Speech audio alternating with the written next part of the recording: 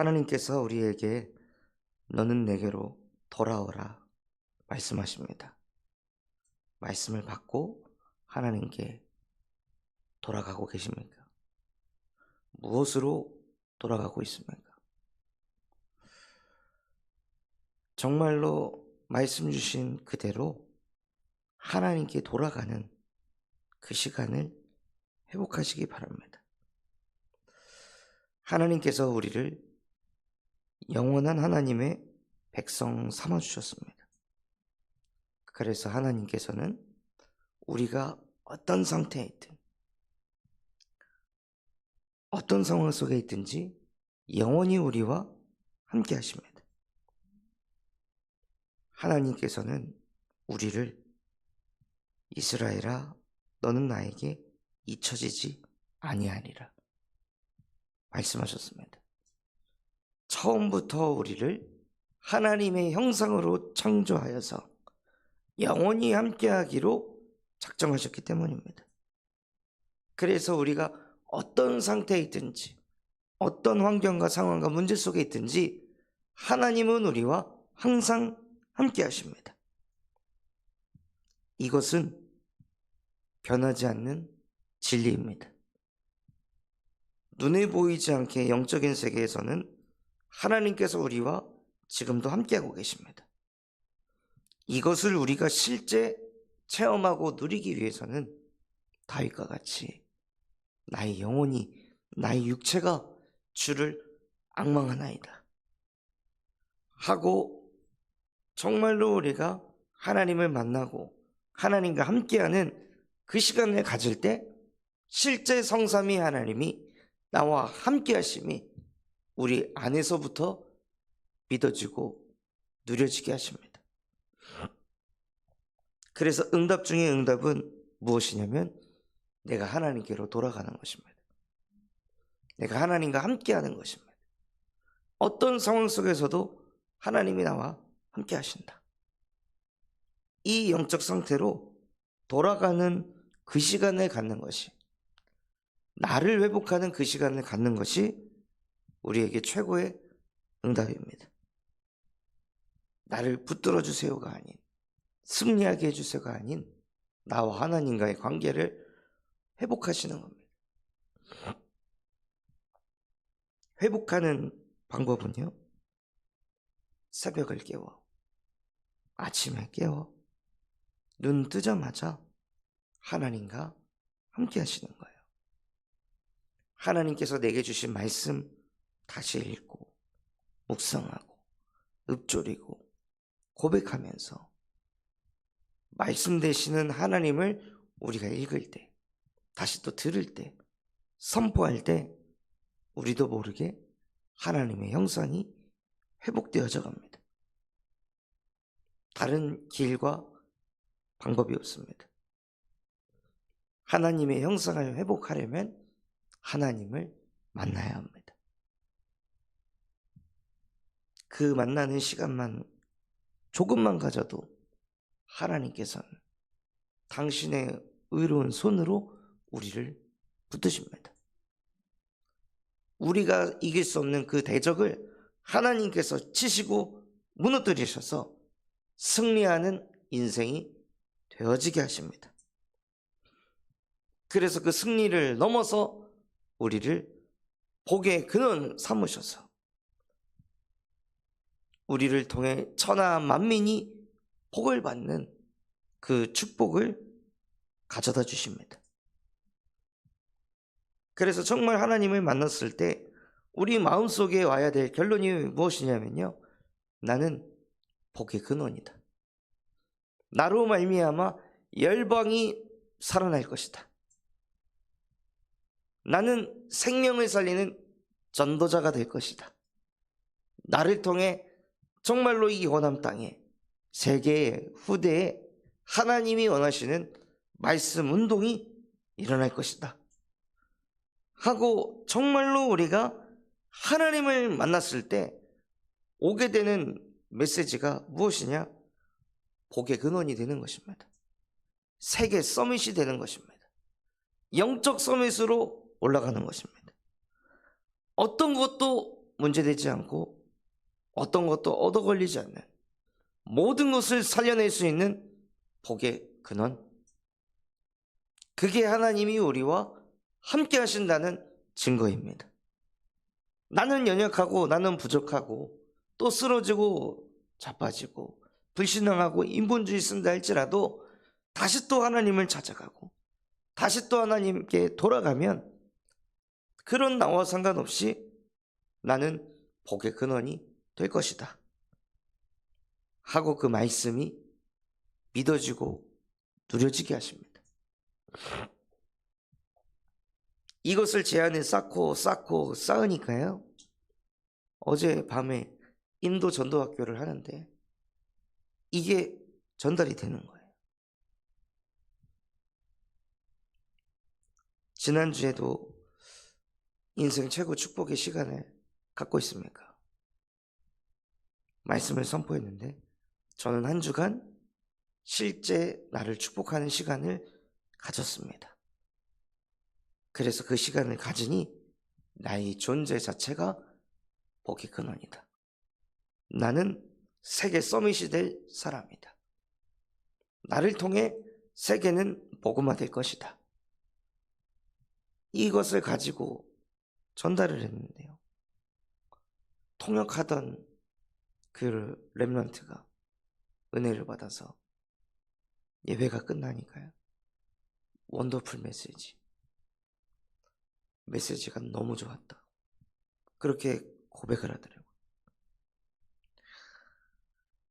하나님과 함께 하니까요, 하나님께 돌아가니까 정말로 하나님께서 복의 근원이 되게 하셔서 시공간을 초월해서 인도에 있는 현장에까지 이 예수 그리스도의 복음이 빛으로 뻗어가게 하시더라고요. 그래서 우리가 할 것이 무엇이냐? 너는 내게로 돌아오라. 우리가 하나님께 돌아가려고 하는데 허물이 빽빽한 구름같이 있다 할지라도 또 그 죄를 안개같이 없어지게 한다고 말씀하셨습니다. 하나님에게 중요한 것은 우리의 죄가 아닙니다. 우리의 허물이 아닙니다. 그 허물을 다 바꾸고 고쳐야 하나님을 만나는 게 아니고, 그 죄를 다 없애야 하나님을 만나는 게 아니라, 하나님은 지금 저와 여러분과 함께하고 싶어 하십니다. 그래서 하나님은 허물이 있으면 빽빽한 구름을 만들어서 가려버린다 하시고, 죄가 있으면 안개같이 사라지게 하신다고 하셨습니다. 그러니 너는 내게로 돌아와라. 다른 거 이제 그만 얻어 걸리고, 다른 거 이제 그만 문제 삼고 너는 내게로 돌아오라. 하나님은 우리의 죄를 희게 하시고 우리의 죄를 씻어버리시는 하나님이십니다. 아담이 하나님을 만나지 못했던 이유가 무엇이었습니까? 자기가 가지고 있는 죄 때문에 하나님을 만나지 못했습니다. 아담과 하와가 선악과를 먹고 나서 죄가 들어가니 죄로 인해 하나님의 낯을 피했습니다. 두려워서 피했습니다. 그리고 그 두려움에 잡혀 죄에 눌려서 사단에게 완전히 사로잡혔습니다. 그게 모든 인간의 불행의 시작입니다. 나에게서 불행이 시작된 게 아니라요, 아담과 하와의 선악과 사건으로 인해 인간에게 모든 불행이 찾아왔습니다. 그래서 내가 불행을 막으려고 몸부림을 쳐도 안 되는 것입니다. 내가 불행을 막아보려고 악착같이 살아도 안 되는 것입니다. 그 불행을 막아보려고 성공을 향해 미친 듯이 달려가고, 죽으라고 돈을 벌고, 열심히 자식을 키워봐도 찾아오는 불행을 막을 수가 없습니다. 왜냐하면 인간의 진짜 문제는, 인간의 불행의 시작은 아담과 하와의 원죄로부터 시작되었기 때문입니다.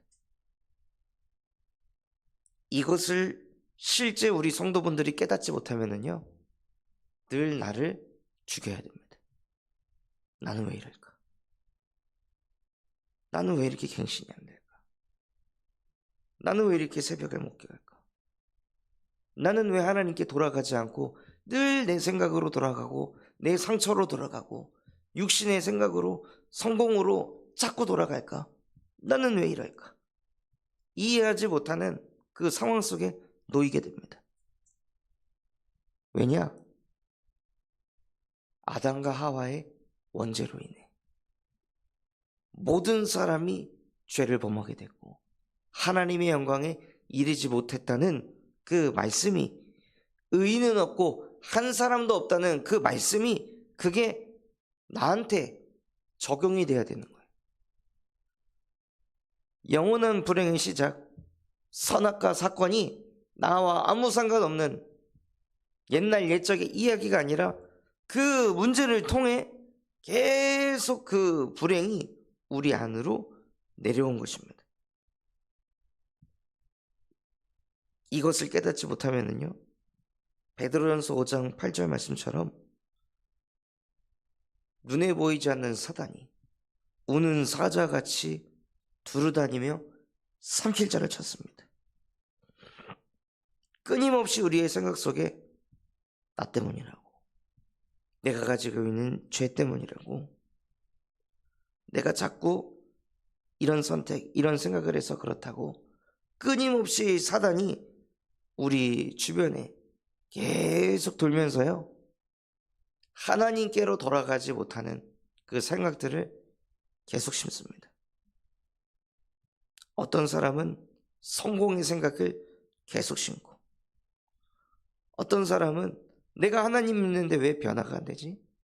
계속 그 생각을 심고, 그리스도 이름으로 기도했는데 왜 응답이 안 되지? 계속 그 생각을 심어서요, 거기에 잡히도록 만드는 거예요. 눈에 보이지 않는 영적인 바벨탑을 계속 만들어서 결국에는 그것과 같이 무너지도록 만듭니다.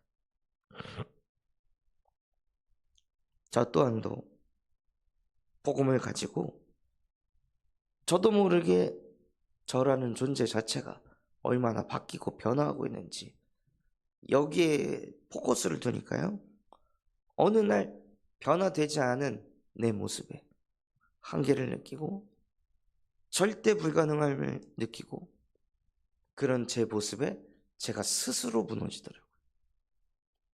다른 것 때문에 무너지는 것이 아니라 스스로 무너지는 거예요.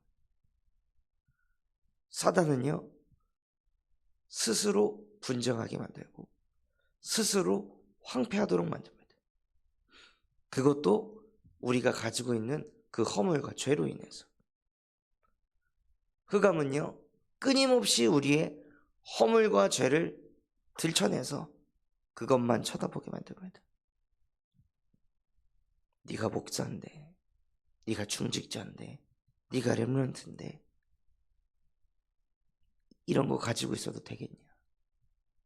계속 이런 수준으로 사는데 네가 무슨 버금이냐? 하고 계속 사단은요, 우리의 연약함과 부족함을 자꾸 드러내서 그거에 빠지도록 만듭니다.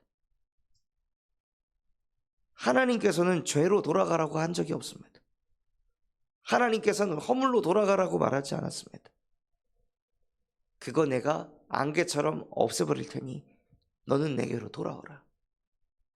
그런데 돌아가지 못하게 하는 존재가 있다는 거예요. 저와 여러분이 하나님께로 돌아가고 싶어도 돌아가지 못하게 하는 존재가 있습니다. 그걸 보고 성경에서는 사단이라고 하며 마귀라고 하며 귀신이라 합니다. 하나님께 돌아가기만 하면 되는데 그걸 아는 사단, 마귀, 귀신은 영원히 돌아가지 못하도록 계속 저와 여러분을 속입니다.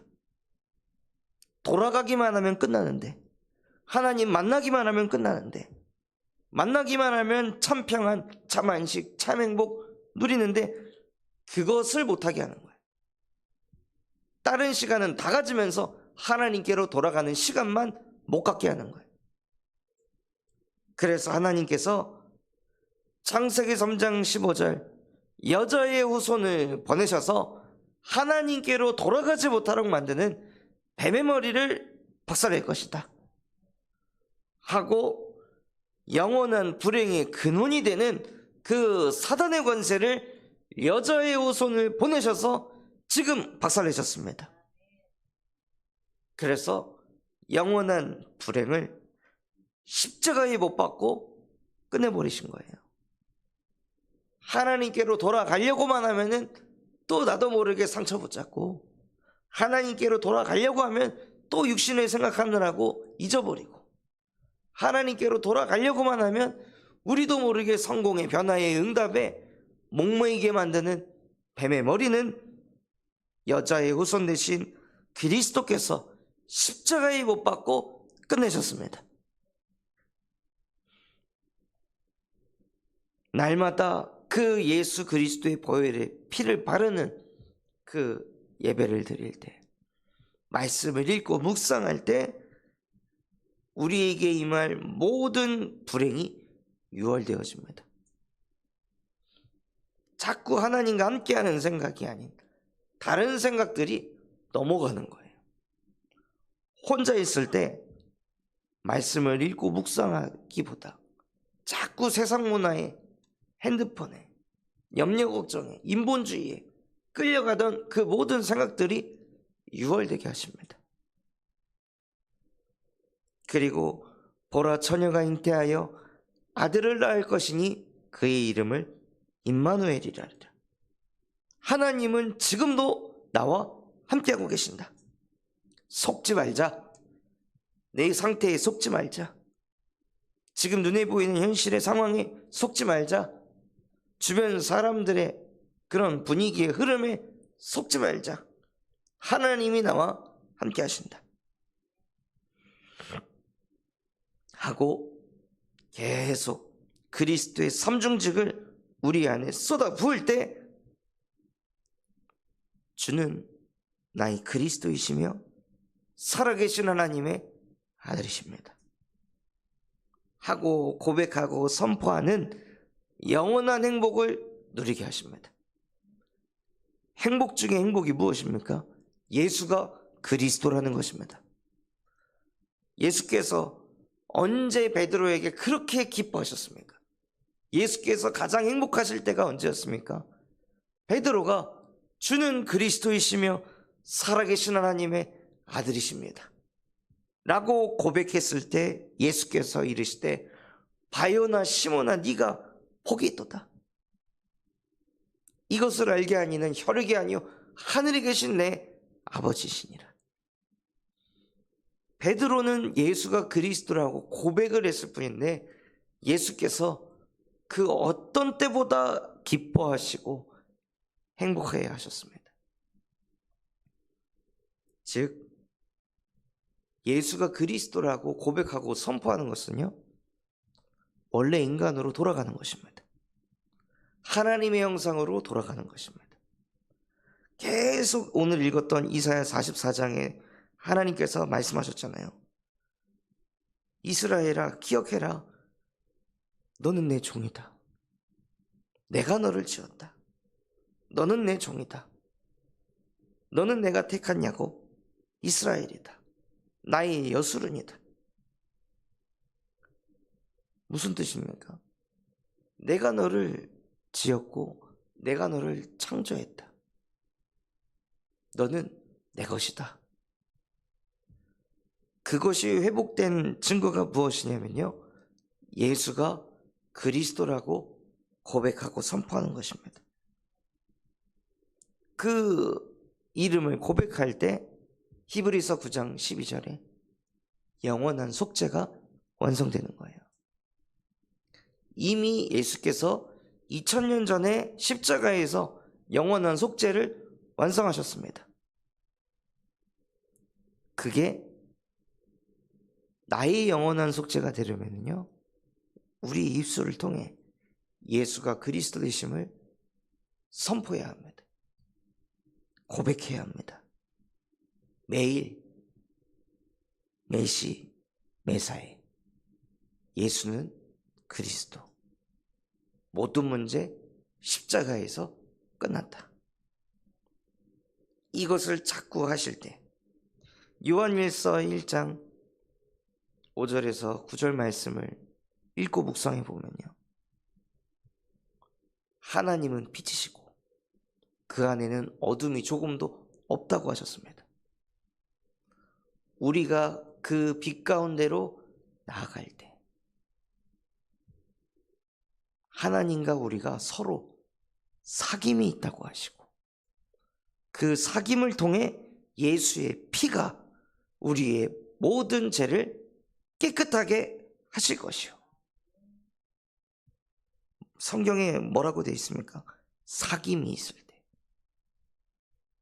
그냥 듣고 끝내는 것이 아니라요, 정말로 예수 그리스도의 복음을 내 안에 자꾸 고백하고 읽고 묵상하는 그 사귐이 있을 때 예수의 피가 우리를 모든 죄에서 깨끗하게 한다고 말씀하셨습니다. 그러니 우리가 가져야 될 것이 무엇이냐면요, 예수를 자꾸 사귀는 거예요. 그리스도를 사귀는 시간을 회복하시는 거예요.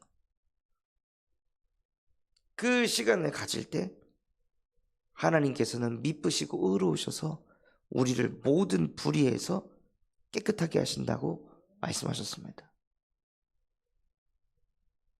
그래서 갱신 중에 갱신은 내가 그리스도를 자꾸 만나는 겁니다. 그리스도와 함께하는 겁니다. 그리스도를 읽고 묵상하고 고백하고 선포하는 것이 갱신 중에 갱신입니다.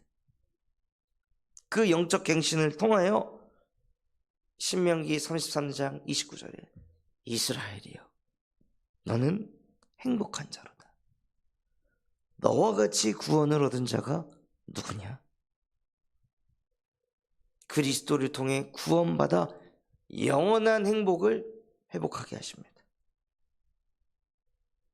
그때 하나님께서 우리의 칼이 되시고 방패가 되셔서 대적을 무릎 꿇게 하십니다. 내 인생의 주인이 자꾸 나라고 생각하는 그 대적을 무릎 꿇게 하십니다. 내 인생의 주인이 자꾸 경제라고 생각하는 대적을 무릎 꿇게 하십니다. 내 인생의 주인이 자꾸 자녀라고 생각하는 그 대적을 무릎 꿇게 하십니다. 내 인생의 주인이 내가 가지고 있는 질병의 문제라고 생각하게 하는 대적을 무릎 꿇게 하십니다. 내 인생의 주인이 내가 가진 상처라고 생각하는 그 대적을 무릎 꿇게 하십니다. 그래서 이제는 내가 사는 것 아니요 오직 내 안에 그리스도께서 사시는 것이라.